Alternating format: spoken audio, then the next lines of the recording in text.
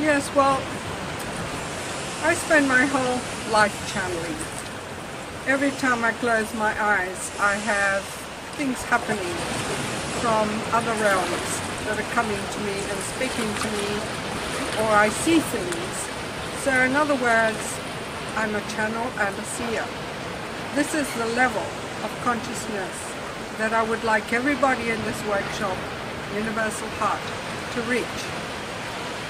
I have received messages from many people, including celebrities, that have actually passed on, and they always come with messages for their loved ones. Many times I don't pass them on because people are so skeptical, but the messages are always very interesting and very it's very important for those people involved, including myself. Now, I would like to relate one of my experiences, which is so beautiful, to give you an example of how the universe guides one to where one is meant to be at specific times. I had just given a workshop in Patagonia, and it was just a weekend session workshop. When I was finished with it, I needed to be alone in my own space, so I rented a car and got up that morning, and I had this message coming in: you must go to the Campanaria mountain.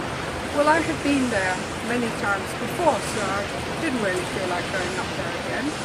So I got into the car and headed in 3 different directions, and each time I was told that I was not meant to be there, and the final place I went to, which was an old extinct volcano which I had not visited before, I couldn't find a guide to take me through it. So walking back to the car, I looked up and there were 4 condors circling me. So I knew that there was a message in all this, and I had to listen to it, because according to the Mapuche Indians of Patagonia, everything goes in fours. So I jumped into the car, and lo and behold, the condors took off in the direction of the Campanaria mountain. So I followed, and as soon as we reached there, they just disappeared.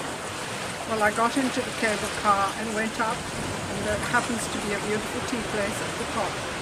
So I walked in there, and I saw this man standing behind the bar who I actually knew of, but I had never met him.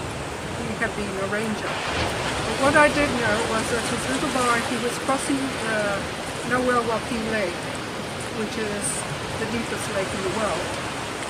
And something happened to his boat, and all I knew was that his little boy died. Well, I went in there and we chatted away and had some hot chocolate, and then I said, I'm going outside to meditate. So I found myself a rock and sat on the rock, and suddenly this boy in the spirit appeared to me, and I could describe to you exactly what he looked like, what he was wearing, etc., etc. And he said to me, I'm 12 years old. And then he proceeded to tell me what he was doing on the other side, which was absolutely beautiful. And by the end of it, after all this information, he said to me, can you please tell my father? And I said, well, who is your father? And he said, Alberto, inside the restaurant. So I said, oh, I can't go and do this because he's going to think I'm absolutely bonkers, and he's not going to believe me. And he begged me and begged me, please tell my father, please tell my father. So I thought, okay, thank you for this. And I went inside and I called Alberto. I hadn't known his name until that point. I called him outside and I told him the story. And I said, this little boy appeared to me and he was dressed like this, and his hair color was ginger and his eyes were green. And he had his hair cut in a specific way. And I said, he said to me, I'm 12 years old. And at that point I saw Alberto's eyes get very teary. And I continued with my story, and he did not say a word until the end of it. And when I finally finished, he said to me, you know, if my son was alive, he would be 12 years old today. And that was a validation of the story. Well, it completely changed his life. He said to me, until today, I wanted to die and join my son. But now that I know that he is extremely happy and what he's doing. Okay, you will cut it, honey. So Alberto said, you know, I have wanted to die all these years, and now that I know that my son is happy, I can start to live my life again. And he thanked me, and I felt so honored and so blessed to be able to be the guide and the inspiration and the messenger for this man who was in such a state of distress for so many years. So this was the universe guiding me. I didn't listen to the message that morning, but the condors, nature, showed me the way and pointed me in the right direction. Now, isn't that amazing? Well, Alberto, I came across him a few years later when I went out with Prema to Patagonia to give another workshop at this beautiful farm here on my way.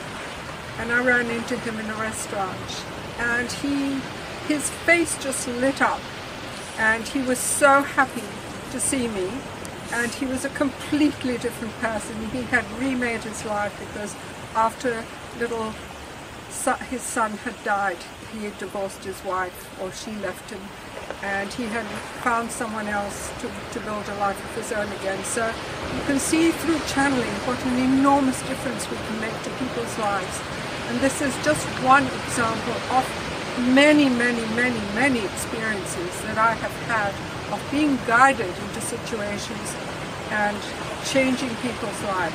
Some people listen, some people don't. But the ones that listen are so blessed. And that is my message to everybody. Channeling and being able to see is a precious gift to everyone. And when people leave our Universal Heart Workshop, these are the sort of things that are going to happen to them. And they will bring so much joy and happiness to so many. Thank you.